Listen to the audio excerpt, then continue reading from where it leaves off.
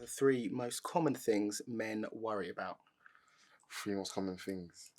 I think certainly from the conversations that I have with a lot of male friends, it's job, it's money. Yeah, money's a big one. Like being financially secure. You know, when you come out of that, you know. Top one would be finances, providing. Yeah. I think like career is something which is like at the front of my mind right now because I'm like 31 years old and I'm thinking like, you know, I need to make sure my career's right. So I'm dedicating a lot of time towards that and I think about it quite a lot and, you know, worry about it. Achievements as well, I think. Yeah. I've got to do this by this age. I've got to have this car by this age, this house. I've got to have this job, that sort of stuff. And I think that adds a lot, and especially with like social media and the way things are at the moment. It adds to the pressure of I've got to achieve this, that, and the other by a certain time. Fitness. Being at our prime level of fitness is very important. So things like that, and health-wise and lifestyle-wise. So those problems. I think the third one. I think about the way I look. So like I think it's become easier as I've got older because I've become like more accepting of just the way I am. But I think growing up, I think especially I was like worried about, you know, the way I look and still have that worry to this day. Might be relationships. It's like commitment though. Yeah. It's not just that relationship. It's yeah, you can word. Exactly. It's a big word. Very scary word. It's like you can have multiple relationships. Relationships, friendships, like whatever it is. I think that's like I think about that quite regularly and worry about that. Like if I'm like on the right path for that. I think one, even if they don't always admit it to themselves, is worrying about a sense of purpose, not living purposefully, and then seeking it through other things. I think for me, things that I worry about are, I think, living a life worth meaning. I think it all comes from people not knowing what their purpose is, thinking their purpose is outside of themselves and not realising that their purpose is just to live, be themselves fully.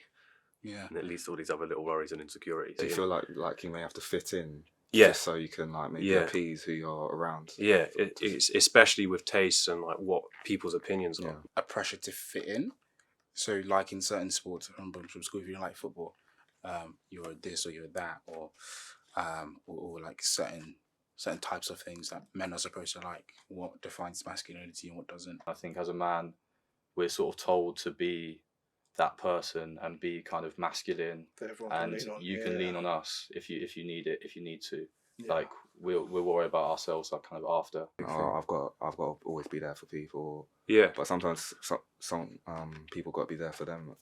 Yeah, that's very true. Why should I try to please someone my whole life when it's the life I'm living? Like they're not living my life. I'm living my life. I have to live myself every day. Yeah. So I really do believe, do what makes you happy, and obviously if it makes a few people upset, like why not? Because at least then you're happy. Yeah. And you know this is what I want. Instead of having someone tell you, like parents, friends, oh, you should be doing this, you should be doing that, and then that's what you said. It leads to like somewhere where you don't want to be, in a job you don't like. What does it mean if you're not happy in this life? Like what's the purpose?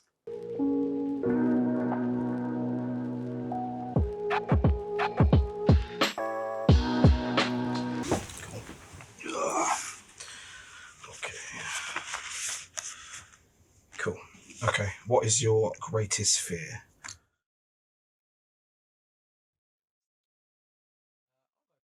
On a personal level, my greatest fear is never being good enough. Yeah. You know, I come from a mixed race background. You know, I'm first generation, you know, child from migrant family, and not identifying as white and not being white myself.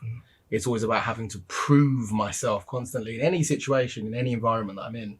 I've always got to be better somehow. Always got to try and show myself to be better because my counterparts somehow have an advantage over me. Yeah. You know what I mean? Yeah, no, I do get that.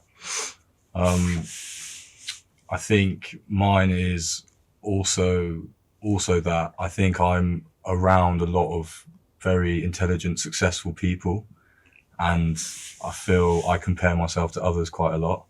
And sometimes not feeling good enough and not having something to contribute all the time. I want to leave something behind for someone to remember me. Yeah.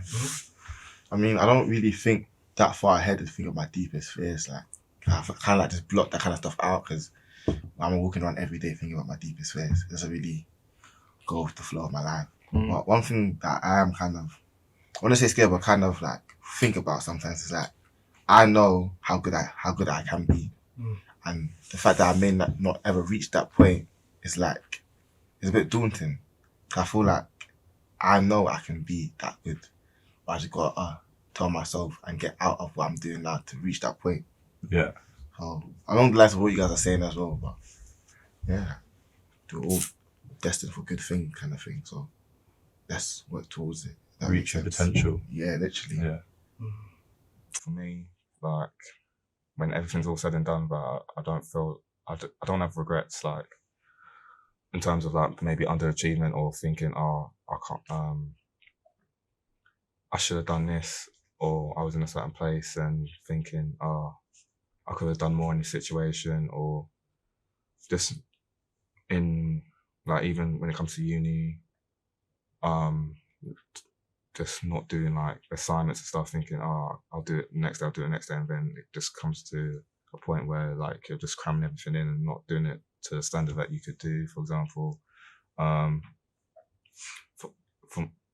personally, it's just like definitely having a sense of regret when when you're 80 years old, just thinking, oh, could I have done more or with my life. Yeah, I have to say that's the same thing with me, because obviously I really hate procrastinating.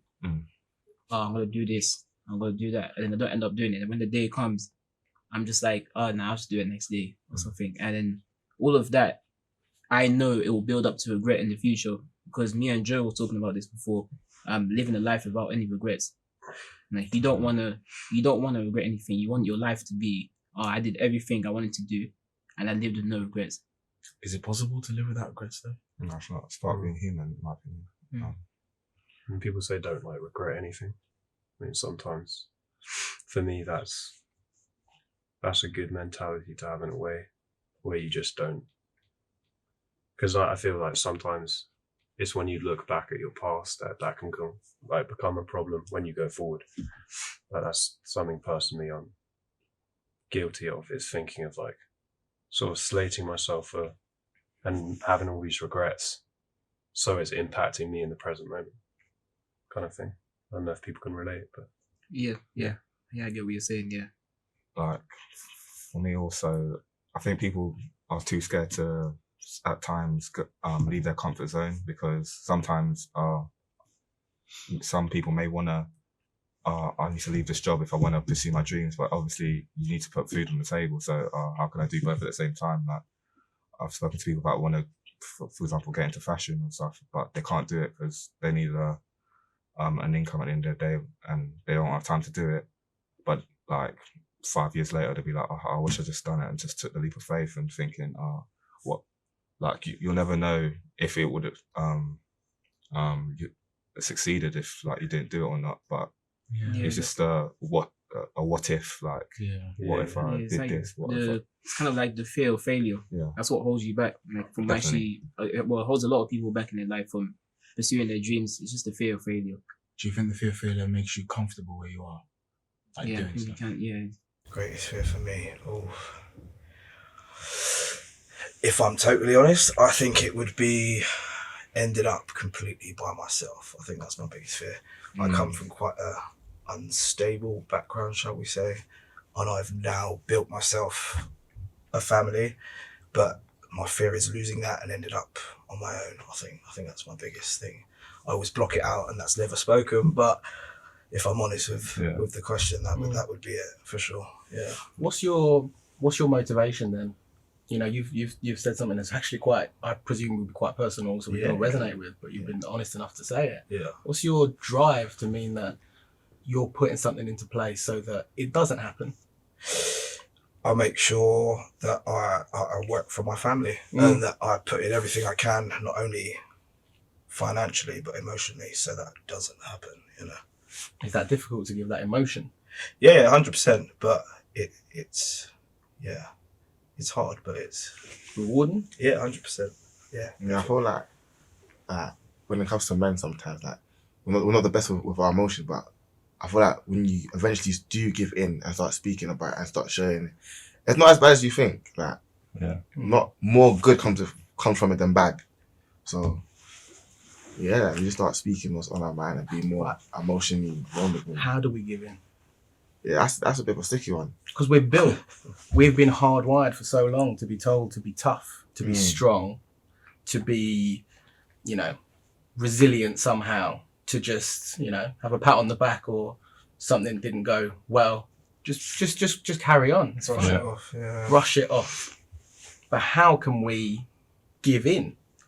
Like, there has to be some method, some plan. I don't think there is. I feel like it's just sit down and 1, 2, 3, go. Just literally 1, 2, 3, try. go. Well, one day it will just happen. Yeah, like, because the way I work with life is you think about it too much and you start overthinking.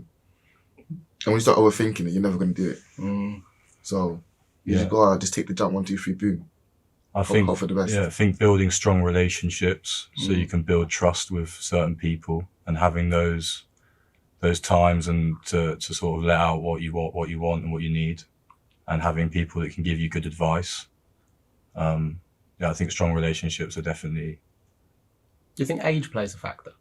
Like, the younger you are, the more, I don't know, less you want to give into it, and as you become older, you're more afraid to be alone, or you're more afraid to want to, you know, you want to just attach yourself to something because it's that ultimate fear of, am I going to have somebody to look after me when I'm older? Yeah, I feel like you're right, because if you all like go back to when you were like kids, you're giving out love and showing affection to absolutely anybody. It was so easy. Like, if someone would cry to me when I was in primary school, early secondary, or even before that, I'll be so happy, easy to do, to like be there. If you do that to me now, I'm just staring at you. I don't know what to do. That's because as you grow, it gets drummed into you that you should be a type of way. You know what I mean? Yeah. You should act a type of way and deal with your emotion a type of way. For me, it's like another fear is uncertainty. Like what you say about like another generation, like when, you know, one day you will have children. But it's like looking forward, what I don't like in life. As Jim Morrison said, well, that's quite morbid. He said like the future is uncertain, but the end is always near. That's pretty heavy stuff. But that was like so smooth, by the way. But like, I don't know. That's probably not like the best quote to use, but I think uncertainty is a thing humans do fear. I think there's liberty that comes with that, though. You know, like having a sense of responsibility of, you know, you're kind of like the master of your own destiny, and like having that acceptance that, like, you know, because I feel sometimes like with the lens that we have now in the world, everything's global, and you know, I think the only thing you can do, in my opinion, is just like impact the behaviors that you have and you do, and set an example for others around you, and try and make the little changes that you can make. Like, you know, like with social media, So true. you know, it can be really negative, but actually we have the ability now to be able to change it. You know, you can follow who you want to follow, you can like what you want to like, you can comment on what you want to comment. So if something isn't serving you, you just follow it. And it's the same with life. Like, you know, like, such a good point. you know, like if friends around you are not serving you, you just kind of like got to get to the point where you're comfortable with, like, you know, shutting people out if they're not, you know, being a good friend to you. So like you can actually create the life that you want to create, but sometimes it is hard because, you know, we have attachments to things, like, you know, we get endorphin hits from social media. You know, we have like attachment with like the people around us that perhaps are not treating us very well. So I don't know. I think having that, like I said, the ability to be able to think like I am actually like the master of my own destiny is like very liberating. Yeah, I totally agree with you on that point. I think there's one statement that I live by every day is I only have the right to change myself, and I embrace that change, because we can put all the focus and attention on others, and people do this and people write about that, and it's this way and it's that way. But the change starts right here, right now, in the now, within us, within the individual, within the self. And we can only, instead of often we can talk about how we're uncomfortable with how other people are, so we try and change the circumstances. Again, it goes back to that fear of being in the unknown, fear of the unknown. So we try and control the circumstances, control how someone else is, or how someone should or shouldn't, which is judgment of the mind, should or shouldn't, like or dislike, right or wrong. We've got to go beyond this duality of this separation that happens within the mind, and it's just judgment. It's this massive judgment that that's being placed. But it's no point me going, it's placed out there if I'm not dealing with it within myself. Because if I'm dealing with myself, people will see that, right? And no need to even preach it, just be it, like be about it, rather than like talk about it, preach about it, be about it. Of course, these discussions where you share and it can ignite some motivation and it can ignite a spark. But even motivation itself is always still external, and inspiration's internal. It's got to come from within. So let that spark ignite from within and light the fire up for change, for ultimately starting with the daily steps that we can change right here, right now. Because how do you have a good day? Right? That's you true. have a good right now. And if you have a good right now, that means you're going to have a good week and a good year and a good life. So really the answer of how to have a good life is, how do you want it to be right now? And going back to this, cool. you're the architect of your own destiny. And yes, we have the mind and we have the individual personality and whatever, but it's remembering that we are literally connected